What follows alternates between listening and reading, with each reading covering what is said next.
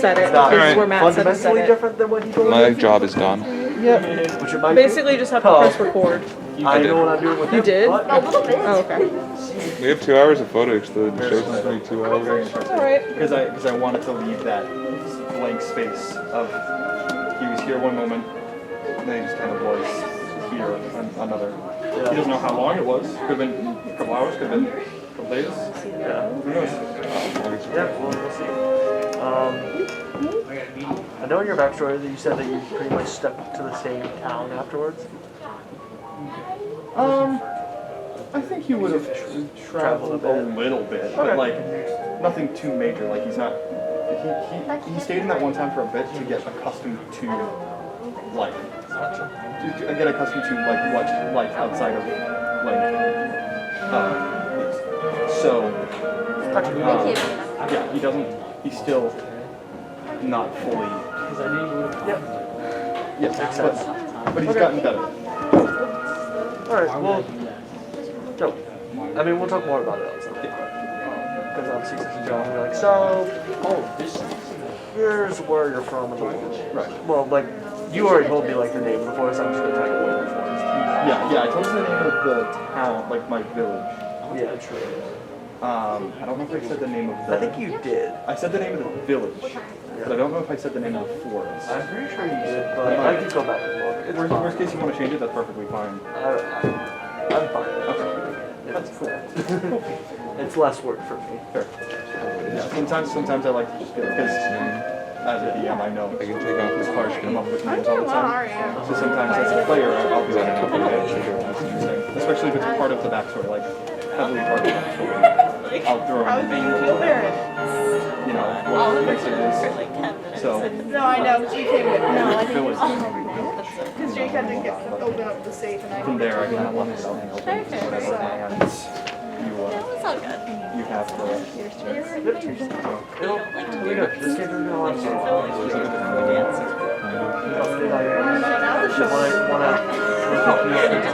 I did a little meditation for them instead. Because I've never actually done a campaign time, and I want to try it out. Just because I know, well, I've done, I did like a series of one-shots where people were like level 15 or to 17, like a little mini campaign, so Yeah, I do know how to do that. I'm writing a mini campaign for my dorm mates. Joe, my girlfriend, and two of our friends. And going on the projector. I'm basically doing Suicide Even if he Squad. doesn't marry him, it's sneaking. Like, Yeah, it's still be on the the Suicide Squad, but their own version. And So it's going to be fun. Because I essentially said, you're all villains. You all had missions to do something truly evil. You all failed. What was that thing, and what is your villain? Let's go. And then from there they're gonna go on some sort of mission where they have to, like they've been held in the most heavily guarded prison in the world, so they have to go on. Like I did for your classes, 11, and then I passed on to 12, So I and assume then like 2 Salt hours Lake of City. music will be there, and then So on Friday, so I was like, I I'll love just him. stay He's there. such a good director. He's the perfect guy. Yeah, I mean, him and, also you know, like, with you, Just but ate like, snacks. I like that. No. Such a weird day. but actually my favorite type of with you, I'm in night class. it's so good. You know, I'm gonna say this, and it might get me in trouble. And I'm gonna. I think Thor Ragnarok is overrated. Personally. Yeah, it's a fine opinion. Drink my energy drink, I'll be fine. I'm not saying it's Why is he so far away from all the other Pokemon? He's I neglected. stayed up until 5, and then I woke up at 10 and couldn't go back to sleep because I didn't have class until 2. So I just, but personally, I'm excited for third one. Running around. yeah, I mean, That's probably my most Stuff to favorite. do, then I had to find somebody to give them a thing. Personally, like my favorite thing that's kind of I'm Thor in so Thor's realm. tired. And I chugged an energy drink. I live at Waypoint, and I'm here tonight. One of it's just my favorite Marvel show. I was just saying, like, in terms of like the Thor Are you at Howard's things, finding a place things from the Thor movie that's been adapted to a movie, my favorite. But I agree with you, one version was. But also, Loki's gonna have season 2, so it's not complete. Because that ending, I was like, Yeah, let me I don't know if there still is something. Come see Pat. Yeah, Why that's is he right. so It's a far? way All the too other big. Pokemon. I think it's because the whale is too big. Whale is too big. Just get like, Neglected. so bad. I'm gonna like try and tempt my grandpa because I have a trust in that phase for my college. I was very good in high school. Switchy switch. I just have my board money as my rent money. Yeah. I had a little stars. I'm the favorite, so maybe. Did you guys do anything special for your anniversary? We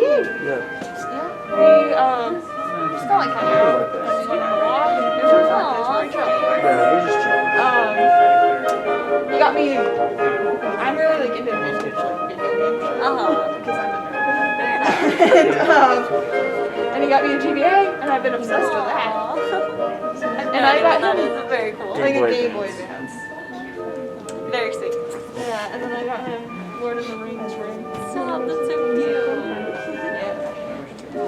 He broke the puzzle it came in. I did. You're so cute. Love it. Okay, in the like on our anniversary, in the middle of class called me out because I'm taking his Intro to Asian Studies class. Oh, He's an English that's major. interesting. I'm an English major. That's very interesting. I want this And jacket. I'm the only one he knows in that class. Oh, so he just likes to play with you. I agree. I just and one day he was going on a tangent and he brought up Much Ado for Science. Oh no. He just looked at me because it was like referencing like one of Jake's novels. Yeah. Are you and Jake still together? It was the entire class. Oh, I gotta imagine. Yeah. And I was just like, yeah. At least you guys like are. Yeah. I feel like that would It be a lot takes more far It too was so long. funny because all the freshmen were just like looking at me and like I don't think they put the two and two that like Yeah. I do theater here and like that's how like I've done. Yeah. That's how Jeffrey. Like I understand it has to get harder as it goes All on. the freshmen. But does it have to get you know so much Okay, about her Matt. life? Does it have to get worse? Like that much worse though? Doesn't Right. have to. Like I really don't think it No, it's does. funny being in a non. Because like No, it has to I get am a level 31. I have 59,170 out of 500,000. I think you're getting participation trophy. Like, Especially because you were in the game. Let me catch this Pokemon. Yeah. and then show, And I yeah, can go to that one. It's your four. This is my. How much XP we get. I don't know. I feel like it's tight. Yeah, for sure. You should play. It's very fun. He's just so. yeah. And like it rewards you for walking. Is it Oh, I 120? forgot to hit. It's a little bit bigger than 120. Yeah, I Amanda, can you agree. hand me that please? Yeah. On Thursday. Oh, Okay. I've never seen that. especially because I was your sitter.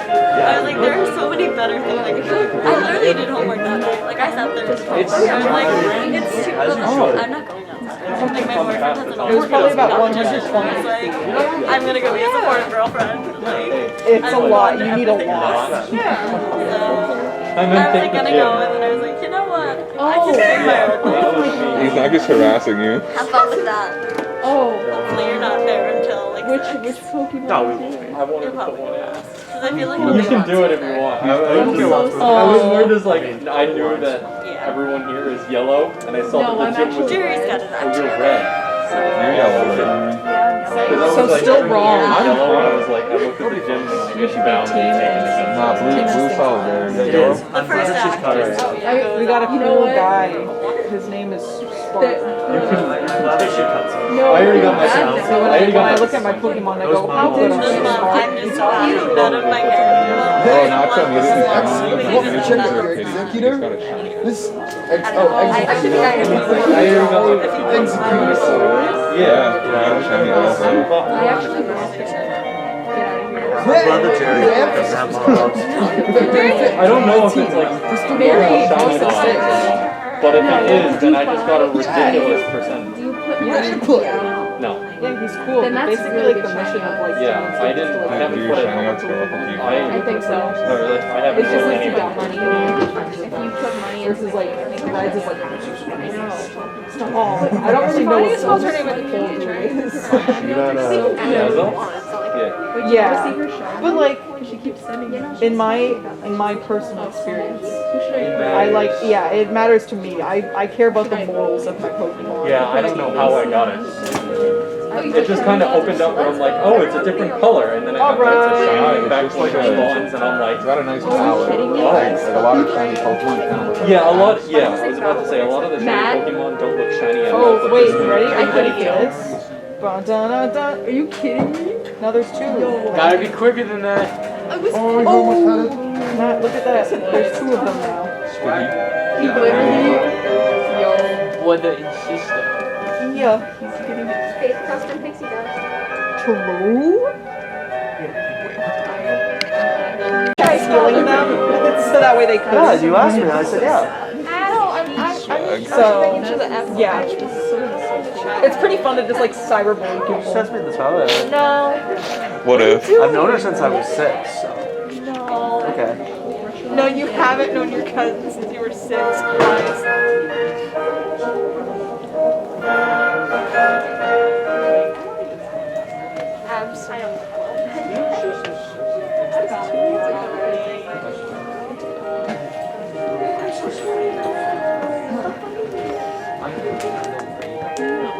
The show will start.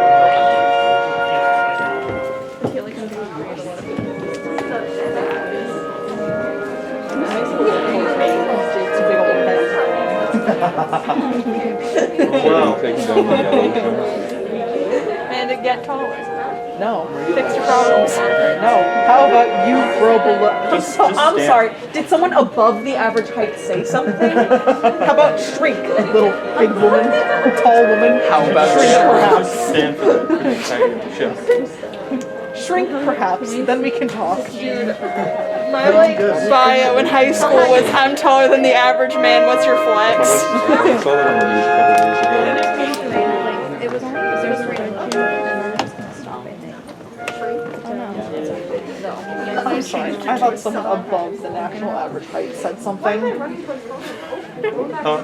Shrink, perhaps. You're pathetic. Yeah. Hello and welcome to the William Grand George Theater at Roger Williams University. A lot of you live here, so I don't have to do too much.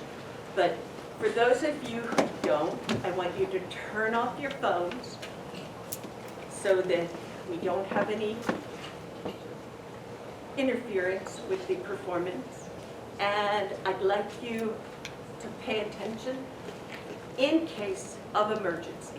You either go out that door or you go under that exit sign and down the stairs and outside through the double doors.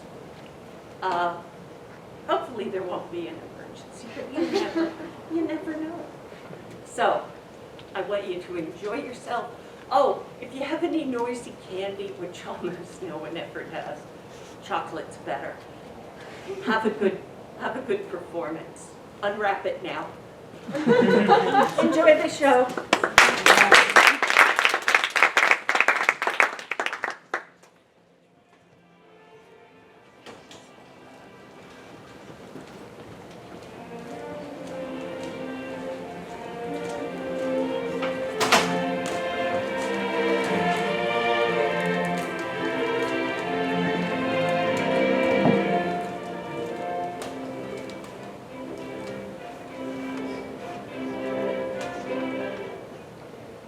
When I was 6 years old, I saw a magnificent picture in a book called True Stories from Nature about the primeval forest.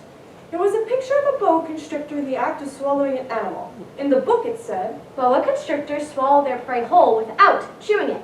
After that, they are not able to move and they sleep through the 6 months they need for digestion. I pondered deeply then over the adventures of the jungle, and after some work with colored pencil, I succeeded in making my first drawing, my drawing number 1. I showed my masterpiece to grown-ups and asked them if the drawing frightened them. Frightened? Why should anyone be frightened by a hat? My drawing was not a picture of a hat. It was a picture of a boa constrictor digesting an elephant. But since grown-ups were not able to understand it, I made another drawing. I drew the inside of a boa constrictor so the grown-ups could see it clearly. They always need to have things explained. I would advise you to lay aside your drawings of boa constrictors and devote yourself instead to geography, history, arithmetic, and grammar. That is why, at the age of 6, I gave up what might have been a magnificent career as a painter. I was disheartened by the failure of my drawing number 1 and my drawing number 2. Grown-ups never understand anything by themselves, and it is tiresome for children to be forever explaining things to them. So, then I chose another profession and learned to pilot airplanes. It is true that geography has been useful to me, At a glance, I can distinguish China from Arizona. If one gets lost at night, such knowledge is valuable. In the course of this life, I've had encounters with a great many people who have been concerned with matters of consequence. I've lived intimately among grown-ups, close at hand. That hasn't much improved my opinion of them. Whenever I met a grown-up who seemed at all clear-sighted, I tried an experiment of showing them my drawing number 1, which I've always kept. I would try to find out, if this person was of true understanding. But whoever they were, they would say, That is a hat.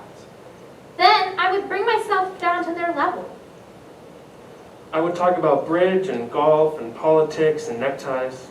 And the grown-up would be greatly pleased to have met such a sensible person. So I lived my life alone without anyone I could really talk to, until I had an accident with my plane in the Sahara. Something was broken in my engine. I set myself to attempt the difficult repairs entirely alone. It was a matter of life and death for me. I scarcely had enough drinking water to last me a week. The first night, I went to sleep 1,000 miles from any human habitation.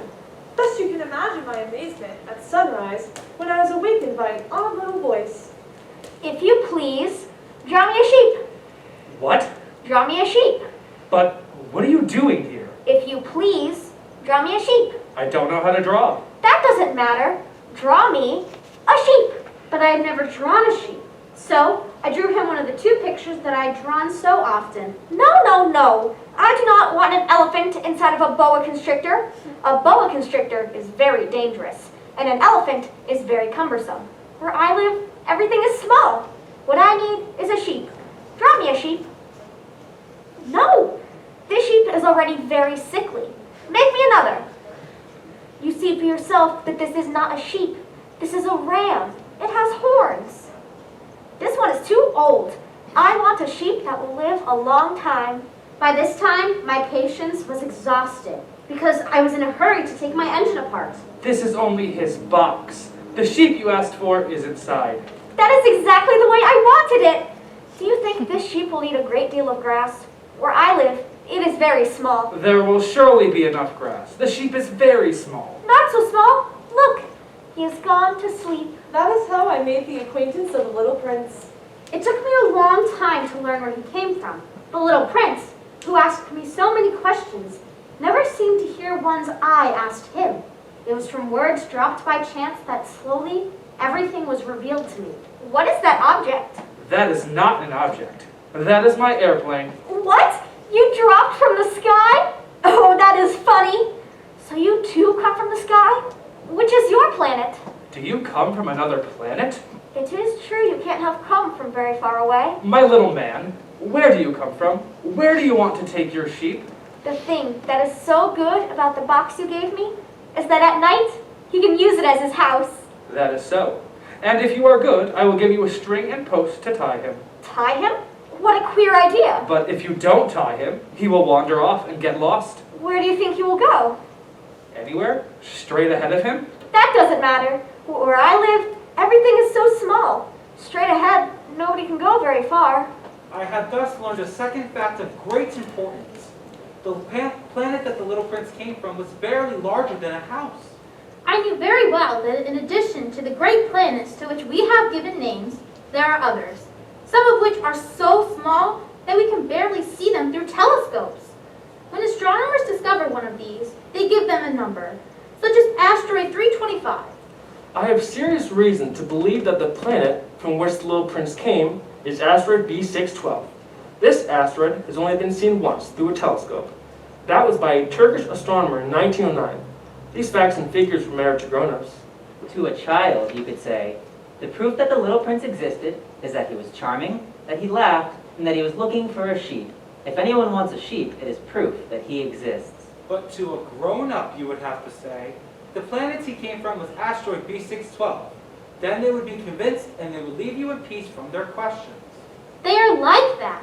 One must not hold it against them. Children must always show forbearance towards grown-up people. I should have liked to begin this story in the fashion of the fairy tales. Once upon a time, there was a little prince who lived on a planet that was scarcely any bigger than himself, who had need of a sheep.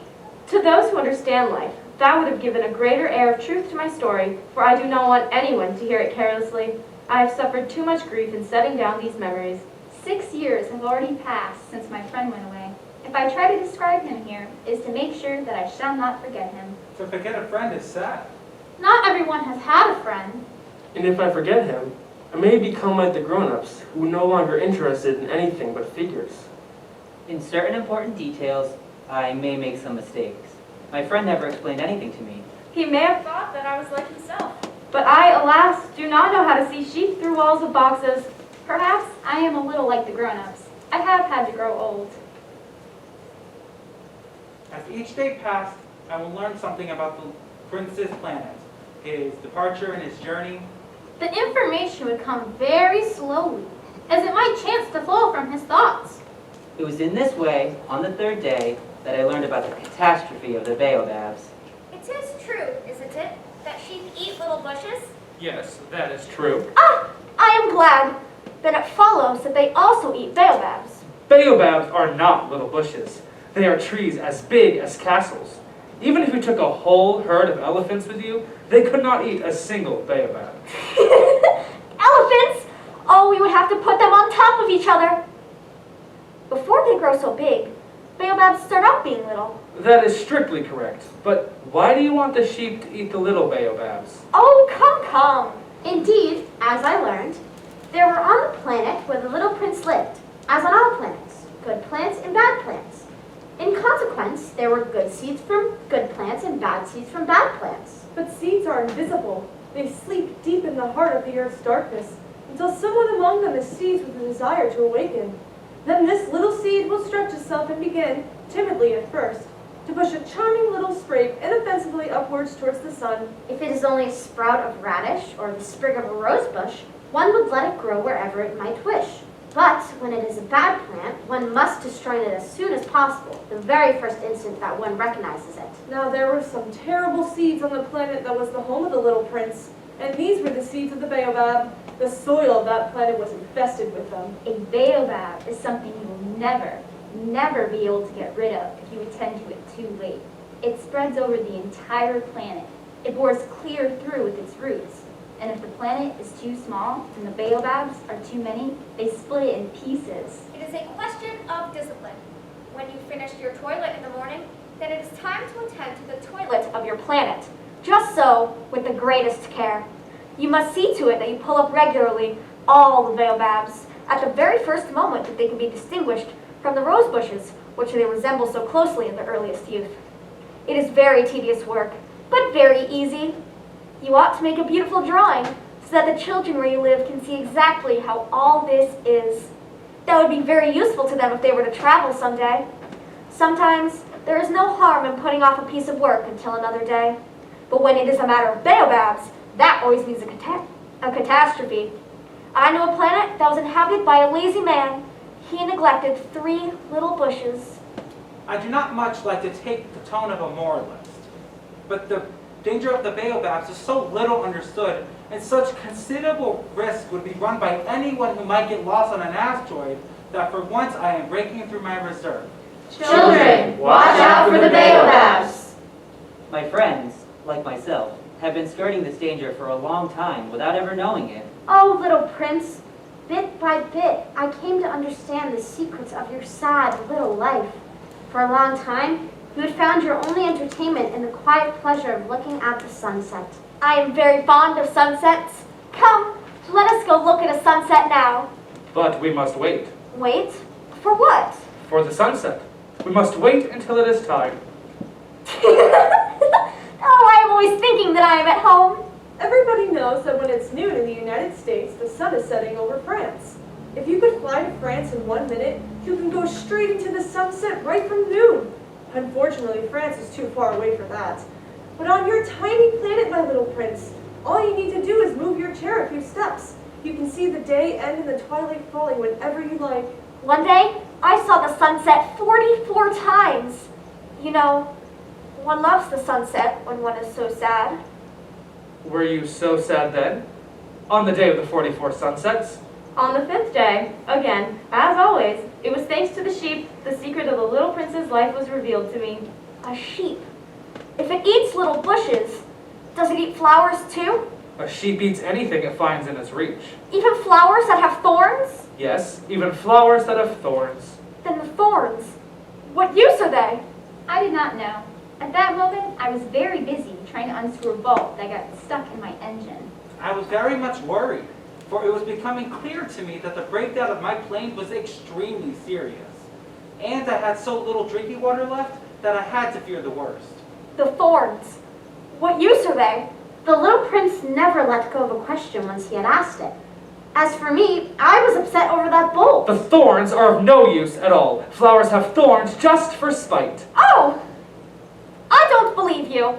Flowers are weak creatures. They are naive. They reassure themselves as best they can. They believe that their thorns are terrible weapons. And you actually believe that the flowers... Oh no, I don't believe anything. I answered you with the first thing that came into my head. Don't you see, I am very busy with matters of consequence. Matters of consequence?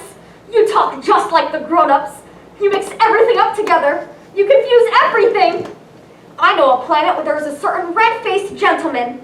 He has never smelled a flower. He has never looked at a star. He has never loved anyone. He has never done anything in his life but add up figures. And all day he says over and over, just like you, I am busy with matters of consequence. And that makes him swell up with pride. But he is not a man. He is a mushroom. A what? A mushroom! The flowers have been growing thorns for millions of years. For millions of years, the sheep have been eating them just the same. And is it not a matter of consequence to try to understand why the flowers go to so much trouble to grow thorns which are never of any use to them? Is the warfare between the sheep and flowers not important? Is this not of more consequence than a fat, red-faced gentleman's sons? And if I myself, one flower which is unique in the world, which grows nowhere but on my planet, but which one little sheep can destroy in a single bite some morning without even noticing what he is... Oh! And you think that is not important? If someone loves a flower, of which just one single blossom grows in all the millions and millions of stars, it is enough to make him happy to just look at the stars. He can say to himself, somewhere, my flower is there. But if the sheep eats the flower, in one moment all the stars will be darkened. And you think that is not important? The night had fallen. I had let my tools drop from my hands. What moment now is my hammer, my bolt, or thirst, or death? On one star, one planet, my planet, the Earth, there was a little prince to be comforted. The flower you love is not in danger. I will draw you a muzzle for your sheep. I will draw you a railing to put around your flower. I did not know how I could reach him, where I could overtake him and go hand in hand with him once more. It is such a secret place, the land of tears. I soon learned to know this flower better. On the Little Prince's planet, the flowers had always been very simple. They had a single row of petals, they took up no room at all. They were no trouble to anyone. One morning they would appear, and by night they passed peacefully away. But one day, from seed blown from no one knew where, a flower had come up. And the little prince watched very carefully over the sprout. It was unlike any other sprouts on the planet. It might, you see, have been a new kind of baobab. But the shrub soon stopped growing and began to produce a flower. The little prince, who was present at the appearance of a huge bud, felt that a miraculous apparition must emerge from it. She chose her colors with the greatest care. She dressed herself slowly. She adjusted her petals one by one. She did not wish to go out in the world all rumpled like the field poppies. It was only in the full radiance of her beauty that she wished to appear. Oh yes, she was a coquettish creature, and her mysterious adornment lasted days and days. Then one morning, exactly at sunrise, she suddenly showed herself. I am scarcely awake. I beg you to excuse me. My petals are still all disarranged. Oh, how beautiful you are. Am I not? And I was born at the same moment as the sun. The little prince could guess easily enough that she was not any too modest. But how moving and exciting she was. I think it is time for breakfast. If you would have the kindness to think of my needs. And the little prince, completely abashed, went to look for a sprinkling can of fresh water. So he tended the plant. So too she began to torment him with her vanity, which was a little difficult to deal with. The little prince could guess easily enough that She was not any too modest. One day, for instance, when she was speaking of her 4 thorns, Let the tigers come with their claws! There are no tigers on my planet. And besides, they do not eat weeds. I am not a weed. Oh, please excuse me. I am not at all afraid of tigers. But I have a horror of drafts. I suppose you wouldn't have a screen for me. A horror of drafts. That is bad luck for a plant. This plant is a very complex creature. At night, I want you to put me under a glass globe. It is very cold where you live. In the place I came from... She had come in the form of a seed. She could not have known anything of any other worlds. she was embarrassed over having let herself be caught on the verge of such a naive untruth. And the quickest way out of an embarrassing situation is to put the other person in the wrong. The screen? I was just going to look for it when you spoke to me. So the little prince, in spite of all the goodwill that was inseparable from his love, had soon come to doubt her. He had taken seriously words which were without importance, and it made him very unhappy. I ought not to have listened to her. One never ought to listen to the flowers. One should simply look at them and breathe their fragrance. Mine perfumed all my planet, and I did not know how to take pleasure in all her grace. This tale of claws, which disturbed me so much, should only have filled my heart with tenderness and pity. The fact is, I did not know how to understand anything. I ought to have judged by deeds and not by words. She cast her fragrance and her radiance over me. I ought never to have run away from her. I ought to have guessed all the affection that lay behind her poor little stratagems. Flowers are so inconsistent. But I was too young to know how to love her. I believe that for his escape, he took advantage of the migration of a flock of wild birds. On the morning of his departure, he put his planet in perfect order. He carefully cleaned out his active volcanoes. He possessed 2 active volcanoes, and they were very convenient for heating his breakfast in the morning. He also had 1 volcano that was extinct. But one never knows. So, he cleaned out the extinct volcano too. If they are well cleaned out, volcanoes burn slowly and steadily, without any eruptions. The little prince also pulled up, with a certain sense of dejection, the last little shoots of the baobabs. He believed that he would never want to return, but on this last morning, all these familiar tasks seemed very precious to him. And when he watered the flower for the last time, and prepared to place her under the shelter of her glass globe, he realized that he was very close to tears. Goodbye. Goodbye. I have been silly. I ask your forgiveness. Try to be happy. Of course, I love you. It is my fault you have not known it all the while. That is of no importance. But you have been just as foolish as I. Try to be happy. Let the glass globe be. I don't want it anymore. But the wind! My cold is not so bad as all that. The cool night air will do me good. I am a flower. But the animals! Well, I must endure the presence of 2 or 3 caterpillars if I wish to become acquainted with the butterflies. It seems they are very beautiful. And if not the butterflies and the caterpillars, who will call upon me? You will be far away. As for the large animals, I am not at all afraid of any of them. I have my claws. Don't linger like this. You have decided to go away. Now go!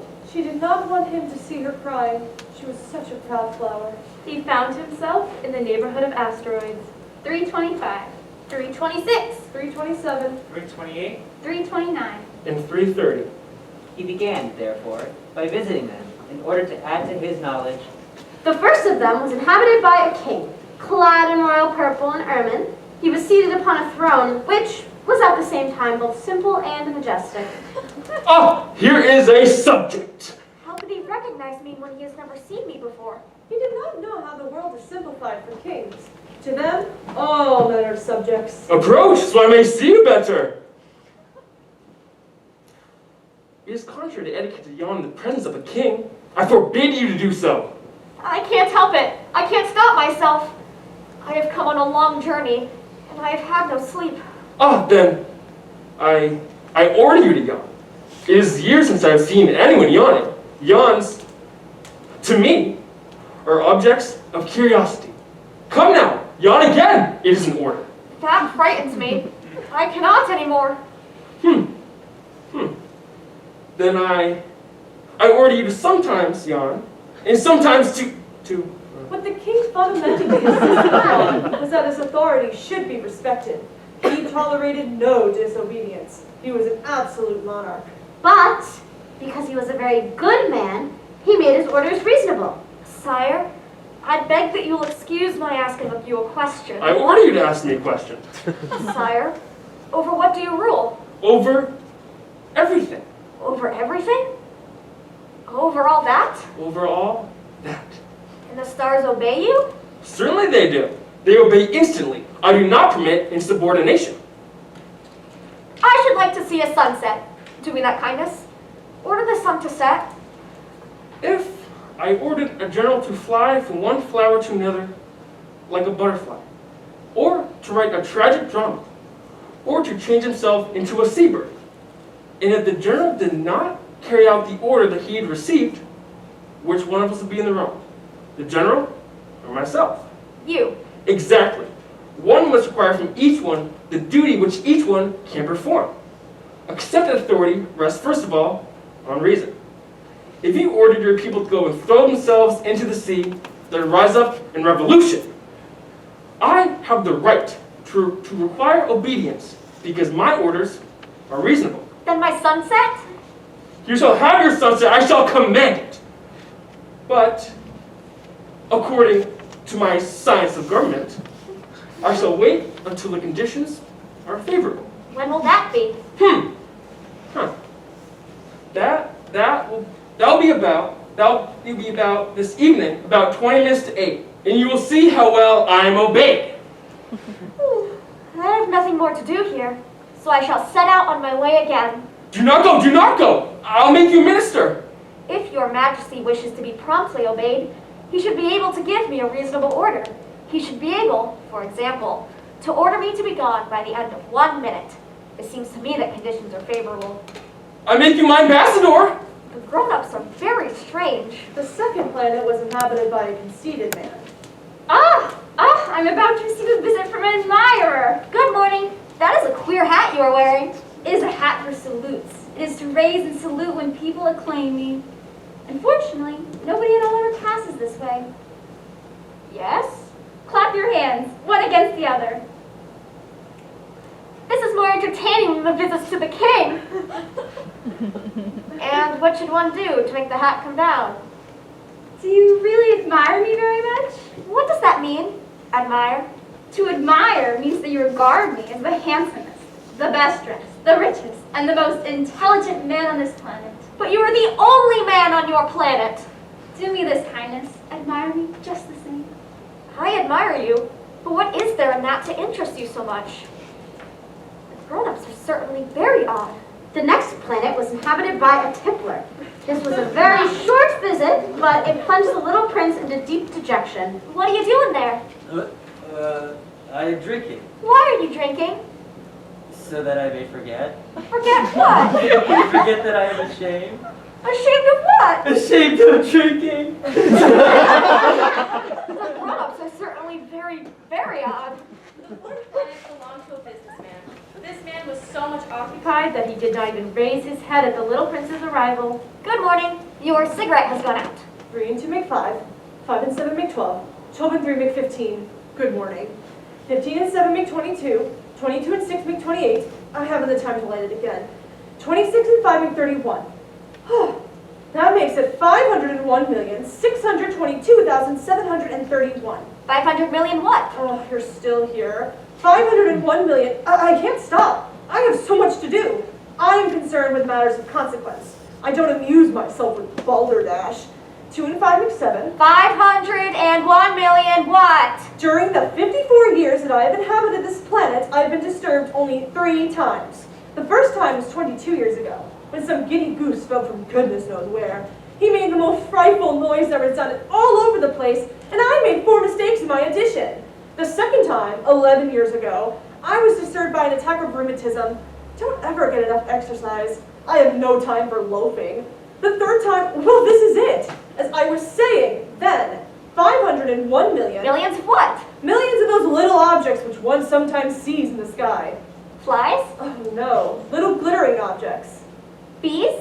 No, little golden objects that set lazy men to idle dreaming.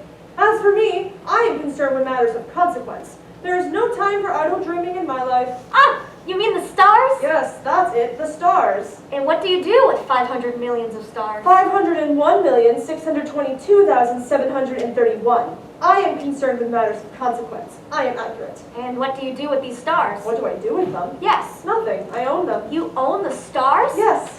But I've already seen a king Kings do not own, they reign over. It's a very different matter. And what good does it do you to own the stars? Does the good of making me rich. And what good does it do you to be rich? It makes it possible for me to buy more stars, if there are any discovered.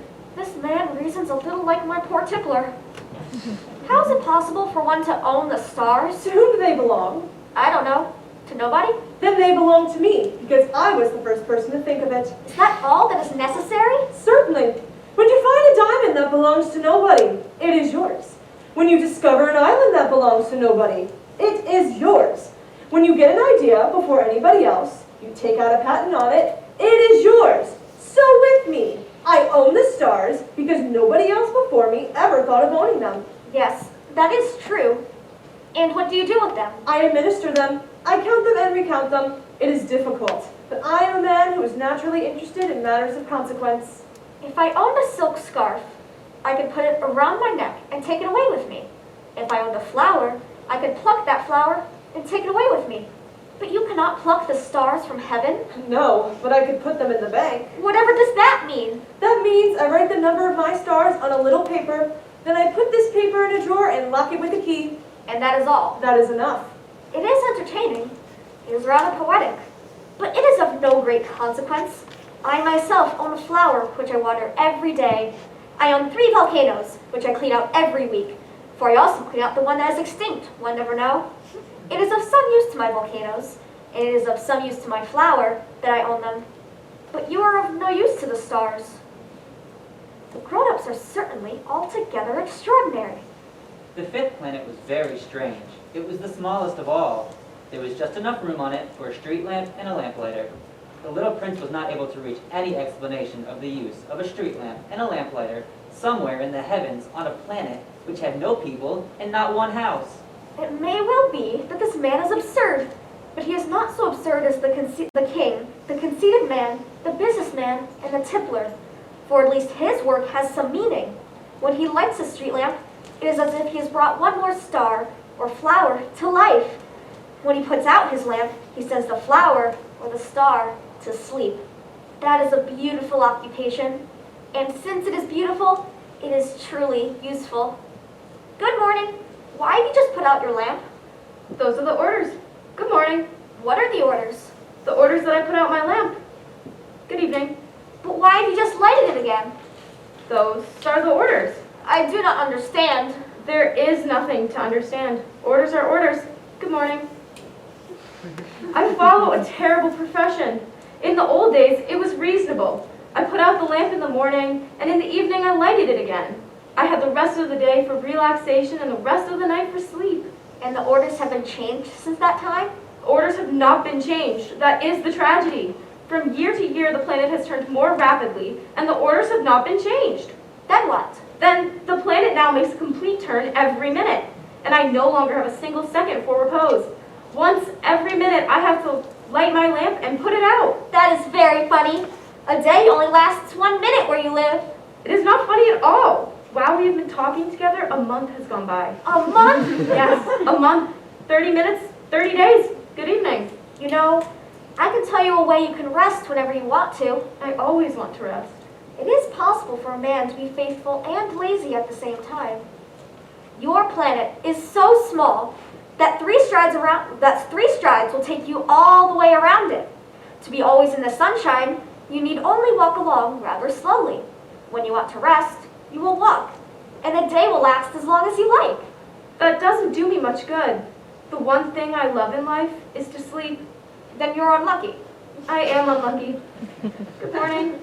That man would be scorned by all the others, by the king, by the conceited man, by the tippler, by the businessman. Nevertheless, He is the only one of them all who does not seem to be ridiculous. Perhaps that is because he is thinking of something else besides himself. That man is the only one of them all whom I could have made my friend. But his planet is indeed too small. There is no room on it for two people. What the little prince did not dare confess was that he was sorry most of all to leave his planet because it was blessed every day with 1,440 sunsets. The sixth planet was 10 times larger than the last one. It was inhabited by an old gentleman who wrote the luminous books. Oh, look! Here's an explorer! Where do you come from? What is that big book? What are you doing? I am a geographer. What is a geographer? A geographer is a scholar who knows the locations of all the seas, rivers, towns, mountains, and deserts. That is very interesting. Here at last is a man with a real profession. Your planet is very beautiful. Has it any oceans? I couldn't tell you. Aw. Has it any mountains? I couldn't tell you. And towns and rivers and deserts? I couldn't tell you that either. But you are a geographer. Exactly. But I am not an explorer. I haven't a single explorer on my planet. It is not the geographer who goes out to count the towns, the rivers, the mountains, the seas, the ocean, and the deserts. The geographer is much too important to go loafing about. But he receives the explorers in his study. He asks them questions, and he notes down what they recall of their travels. And if the recollections of anyone among them seem interesting to him, the geographer orders the inquiry into that explorer's moral character. Why is that? Because an explorer who told lies would bring disaster on the books of the geographer. So would an explorer who drank too much. Why is that? Because intoxicated men see double. Then the geographer would note down 2 mountains when there is only 1. I know someone who would make a bad explorer. That is possible. Then, when the moral character of the explorer is shown to be good, an inquiry is shortened into his discovery. One goes to see it? No, that would be too complicated. But one requires the explorers to furnish proofs. For example, if the discovery in question is of a large mountain, one requires that large stones be brought back from it. But you come from far away. You are an explorer. You shall describe your planet to me. Well? Oh, where I live, it is not very interesting. It is all so small. I have 3 volcanoes. 2 volcanoes are active and 1 is extinct. But one never knows. One never knows. I also have a flower. We do not record flowers. Why is that? The flower is the most beautiful thing on my planet. We do not record them because they are ephemeral. What does that mean, ephemeral? Geographies are the books which, of all books, are most concerned with matters of consequence. They never become old-fashioned. It is very rarely that a mountain changes its position. It is very rarely that an ocean empties itself of its water. We write of eternal things. But the extinct volcanoes may come to life again. What does that mean, ephemeral? Whether volcanoes are extinct or alive, it comes to the same things for us. The things that matter to us is the mountain. It does not change. But what does that mean, ephemeral? It means which is in danger of speedy disappearance. Is my flower in danger of speedy disappearance? Certainly, it is. My flower is ephemeral, and she only has 4 thorns to defend herself against the world. And I've left her on my planet all alone. What place would you advise me to visit now? The planet Earth. It has a good reputation. And the little prince went away, thinking of his flower.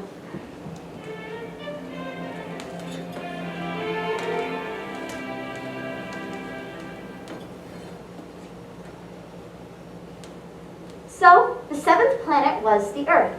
The Earth is not just an ordinary planet. One can count there 111 kings, 7,000 geographers, 900,000 businessmen, 7,500,000 tipplers, 311 million conceited men.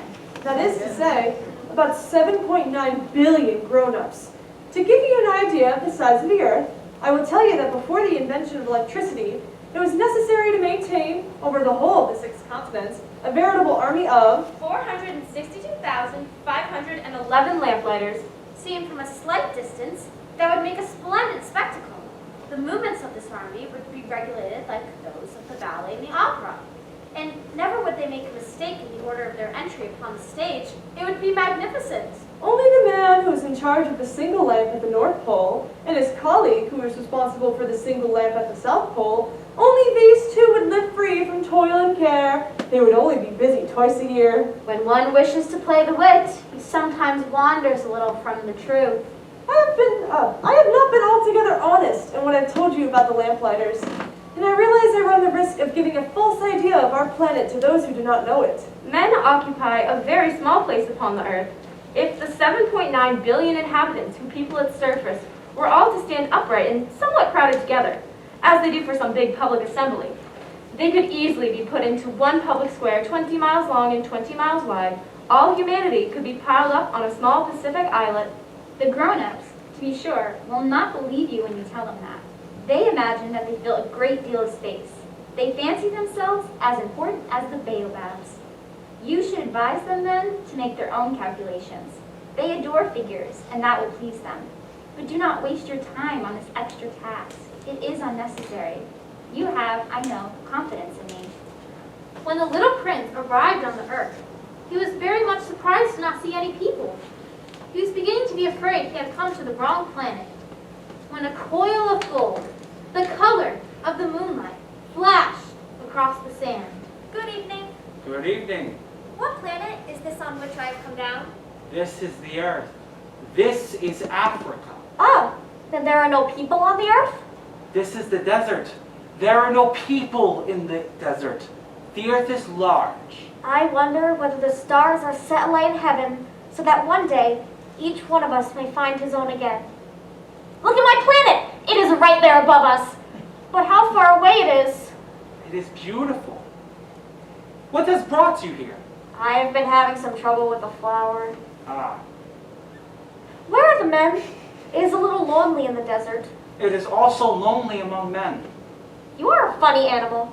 You are no thicker than a finger. But I am more powerful than the finger of a king. You are not very powerful. You haven't even any feet. You cannot even travel. I can travel you farther than any ship could take you. Whomever I touch, I send back to the earth from whence he came. But you are innocent and true, and you come from a star. You move me to pity. You are so weak on this earth made of granite. I can help you someday if you are too homesick from your own planet. I can... Oh, I understand you very well. But why do you always speak in riddles? I solved them all. After that, the little prince climbed a high mountain. The only mountains he had ever known were 3 volcanoes, which came up to his knees, and he used the extinct volcano as a footstool. From a mountain as high as this one, I shall be able to see the whole planet at one glance, and all the people. But he saw nothing, save peaks of rock that are sharpened like needles. Good morning. Good morning. Who are you? Who are you? Be my friends. I am all alone. I am all alone. I am all alone. I am all alone. What a queer planet. It is altogether dry, altogether pointed, and altogether harsh and foreboding. And the people have no imagination. They repeat whatever one says to them. On my planet, I had a flower. She was always the first to speak. But it happened that after walking for a long time through sand and rocks and snow, the little prince at last came upon a road, and all roads lead to the abodes of men. We are roses! She would be very much annoyed if she should see that. She would cough most dreadfully, and she'd pretend that she was dying to avoid being laughed at. And I should be obliged to pretend that I was nursing her back to life. For if I did not do that, to humble myself also, she would really allow herself to die. I thought that I was rich, with a flower that was unique in all the world, and all I had was a common rose. A common rose, and 3 volcanoes that came up to my knees, and one of them perhaps extinct forever. That doesn't make me a very great prince. Good morning. Good morning. I am right here, under the apple tree. Who are you? You are very pretty to look at. I am a fox. Come and play with me. I am so unhappy. I cannot play with you. I am not tamed. Oh, please excuse me. What does that mean, tamed? You do not live here. What is it that you are looking for? I am looking for men. What does that mean, tamed? Men. Ugh. They have guns and they hunt. It is very disturbing. They also raise chickens. These are their only interests. Are you looking for chickens? No, I'm looking for friends. What does that mean, tame?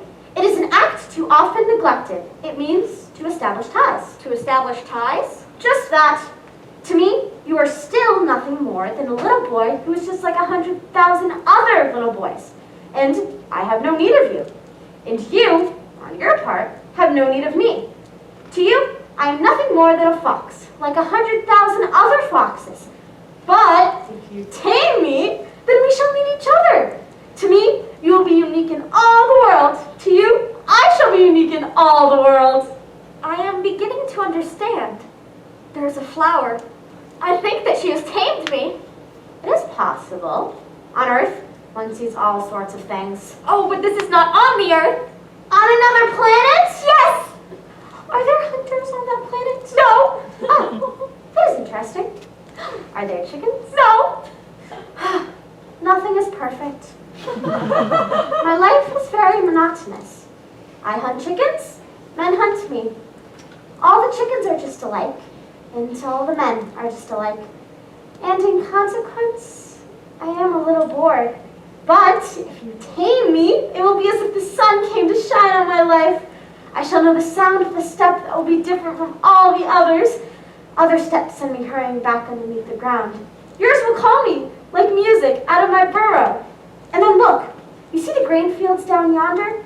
No, I do not eat bread. Wheat is of no use to me. The wheat fields have nothing to say to me, and that is sad. But you have hair that is the color of gold. Oh, think how wonderful that will be when you have tamed me. The grain, which is golden, will bring me back the thought of you, and I shall love to listen to the wind in the wheat. Please, tame me. I want to very much, but I have not much time. I have friends to discover and a great many things to understand. One only understands the things that one tames. Men have no more time to understand anything. They buy things already made at the shops. But there is no shop anywhere where one can buy friendship. And so, men have no friends anymore. If you want a friend, tame me. What must I do to tame you? You must be very patient.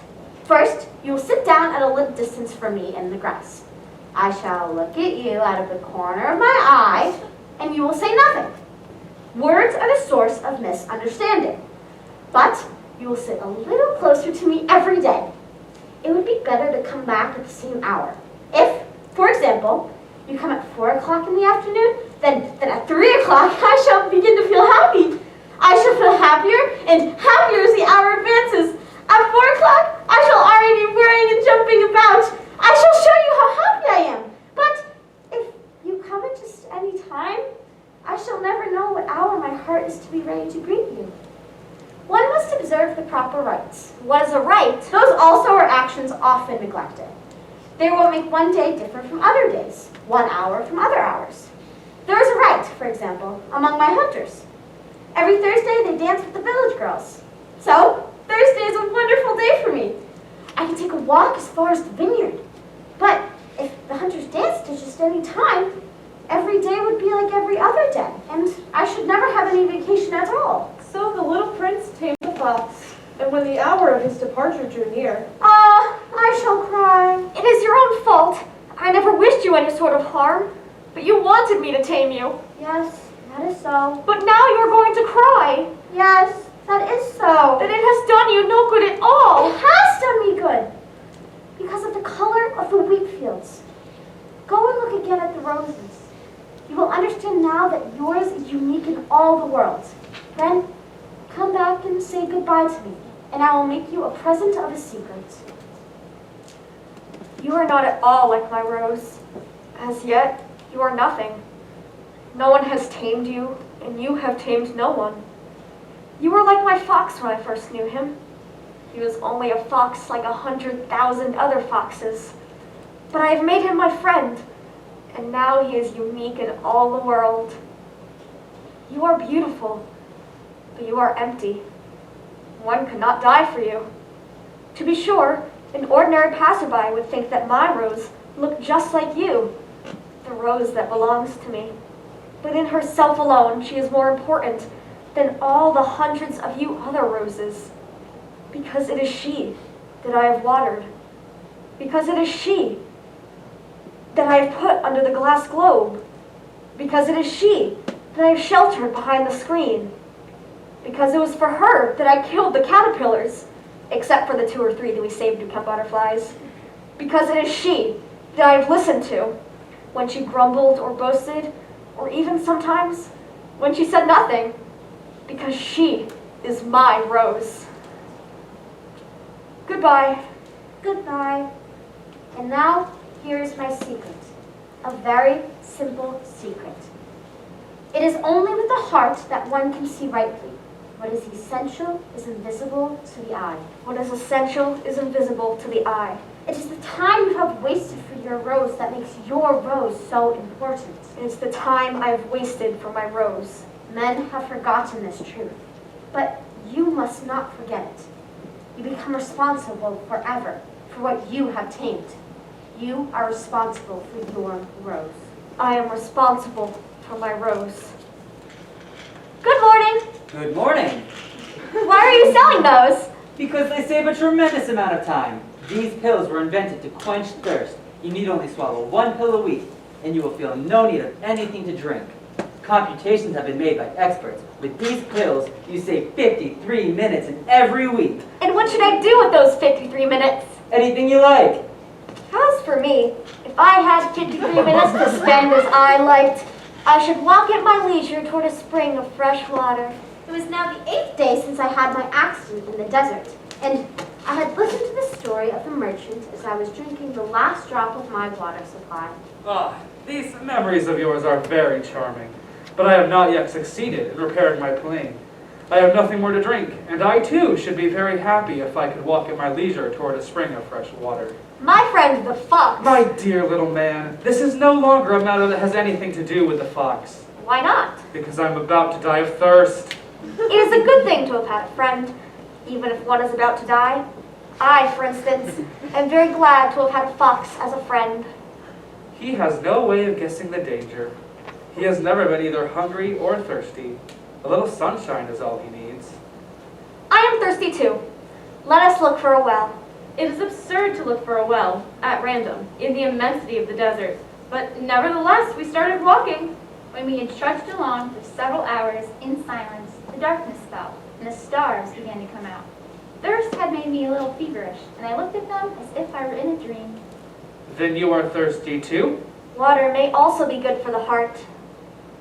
The stars are beautiful because of a flower that cannot be seen. Yes, that is so. The desert is beautiful. And that was true. I have always loved the desert. One sits down on a desert sand dune, sees nothing, hears nothing. Yet through the silence, something throbs and gleams. What makes the desert beautiful is that somewhere it hides a well. I was astonished by a sudden understanding of that mysterious radiation of the sands. When I was a little boy, I lived in an old house. And legend told us that a treasure was buried there. To be sure, no one had ever known how to find it. Perhaps no one had ever even looked for it. But it cast an enchantment over that house. My home was hiding a secret in the depths of his heart. Yes, the house, the stars, the desert. What gives them their beauty is something that is invisible. I am glad that you agree with my fox. As the little prince dropped off to sleep, I took him in my arms and set out walking once more. I felt deeply moved and stirred. It seemed to me that I was carrying a very fragile treasure. In the moonlight, I looked at his pale forehead, his closed eyes, his locks of hair that trembled in the wind. What I see here is nothing but a shell. What is most important is the invisible. What moves me so deeply about this little prince who is sleeping here is his loyalty to a flower. The image of a rose that shines through his whole being like the flame of a lamp, even when he is asleep. I felt the need of protecting him. as if he himself were a flame that might be extinguished by a little puff of wind. And, as I walked on so, I found the well at daybreak. Men set out on their way in express trains, but they do not know what they are looking for. Then they rush about and get excited and turn round and round. It is not worth the trouble. The well that we had come to was not like the wells of the Sahara. The wells of the Sahara are mere holes dug in the sand. This one was like a well in a village, but there was no village here, and I thought I must be dreaming. It is strange. Everything is ready for use. The pulley, the bucket, the rope. Do you hear? We have wakened the well, and it is singing. I hoisted the bucket slowly to the edge of the well and set it there, happy, tired as I was over my achievement. The song of the pulley was still in my ears, and I could see the sunlight shimmer in the still trembling water. I am thirsty for this water. Give me some of it to drink. And I understood what he had been looking for. I raised the bucket to his lips. He drank, his eyes closed. It was as sweet as some special party treat. This water was indeed a different thing from ordinary nourishment. Its sweetness was born of the walk under the stars, the song of the pulley, the effort of my arms. It was good for the heart, like a present. The men where you live raise 5,000 roses in the same garden, and they do not find in it what they are looking for. And yet what they are looking for could be found in one single rose, or a little water, but the eyes are blind. One must look with the heart. At sunrise, the sand is the color of honey, and that honey color was making me happy too. What brought me then this sense of grief? You must keep your promise. What promise? You know, a muzzle for my sheep. I am responsible for this rose. You have made plans that I do not know about. You know, my descent to the earth. Tomorrow will be its anniversary. I came down very near here. Then it was not by chance that on the morning when I first met you, a week ago, you were strolling along like that, all alone, 1,000 miles from any inhabited region?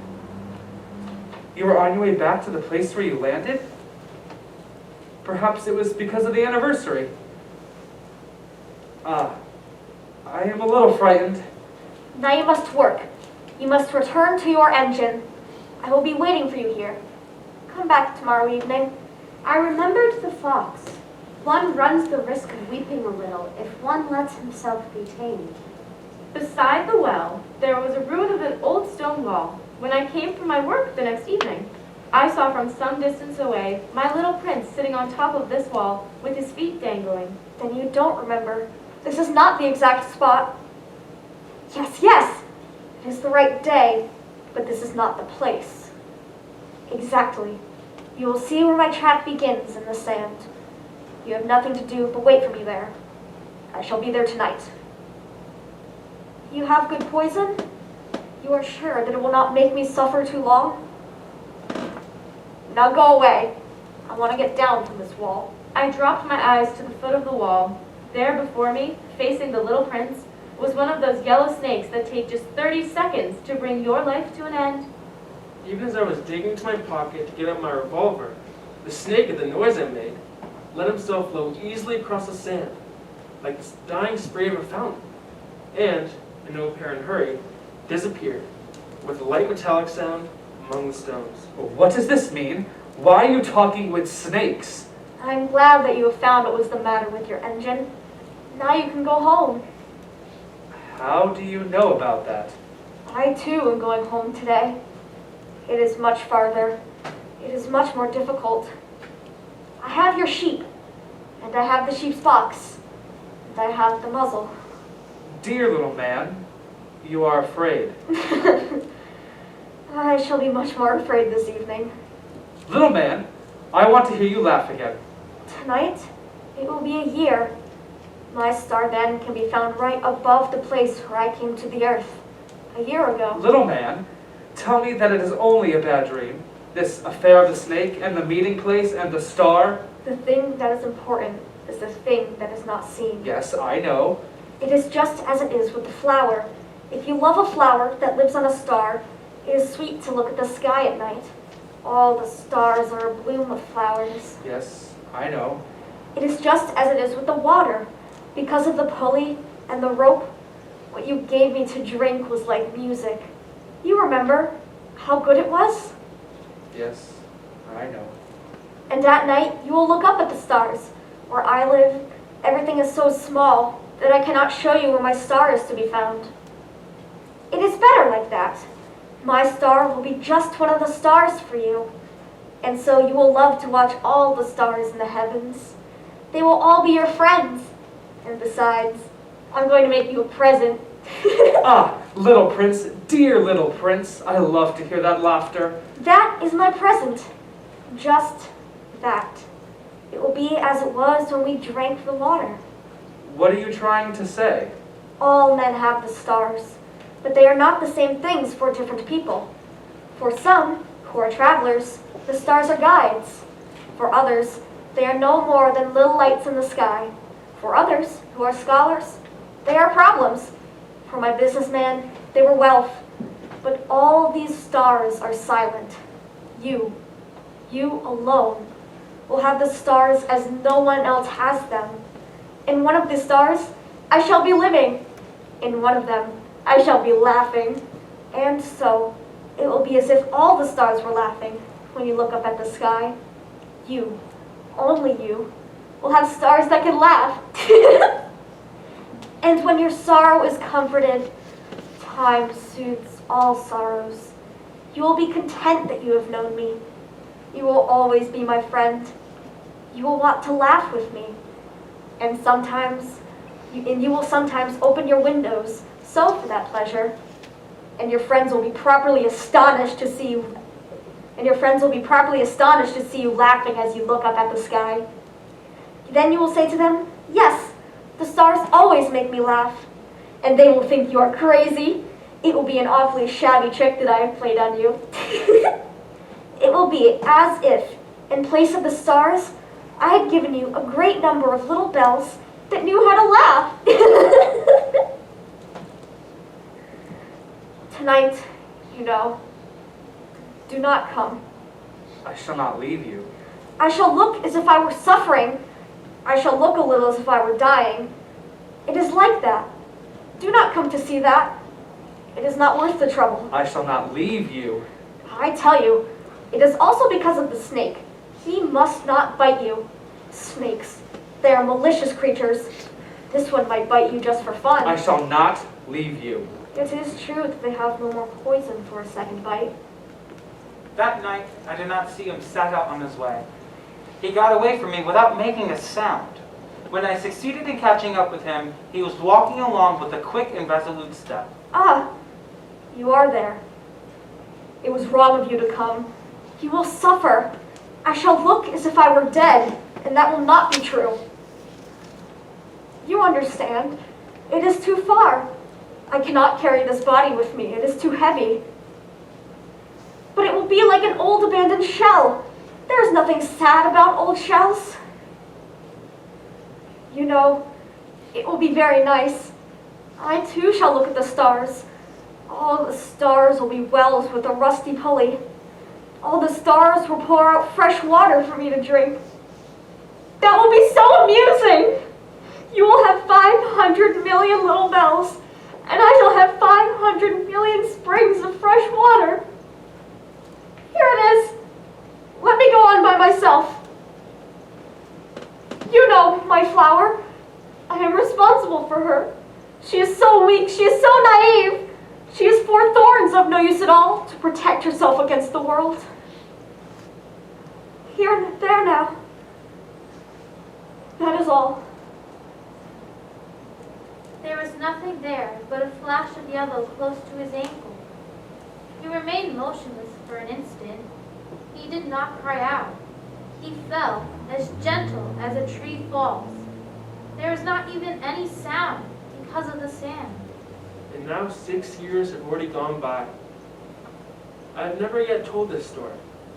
The companions who met me in my return were well content to see me alive. I was sad, but I told them, I am tired. Now, my sorrow is comforted a little. That is to say, not entirely, but I know that he did go back to his planet. because I did not find his body at daybreak. It was not such a heavy body. And at night, I love to listen to the stars. It is like 500 million little bells. But there's one extraordinary thing. When I drew the muzzle for the little prince, I forgot to add the leather strap to it. He will never have been able to fasten it to his sheep. So now I keep wondering, what is happening on his planet? Perhaps the sheep has eaten his flour? At one time, I say to myself, Surely not. The little prince shuts his flower every night under her glass globe, and he watches over his sheep very carefully. Then I am happy, and there's sweetness in the laughter of all the stars. But at another time, I say to myself, at some time or other, one is absent-minded, and that is enough. On some one evening, he forgot the glass globe, or the sheep got out without making any noise in the night. And then the little bells are changed to tears. Here, then, is a great mystery. For you who also love the little prince, and for me, nothing in the universe can be the same if somewhere, we do not know where, a sheep that we never saw has Yes? Or no?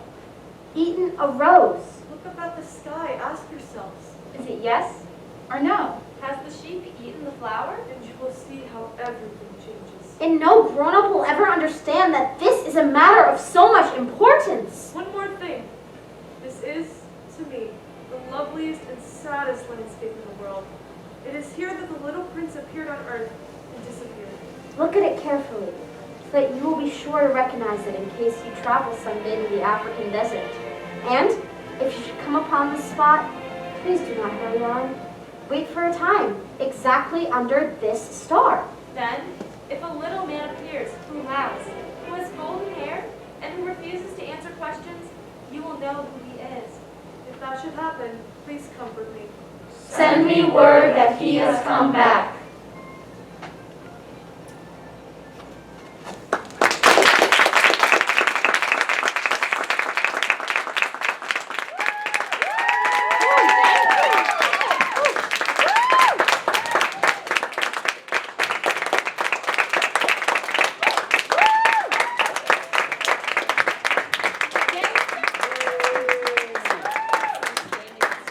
Yeah.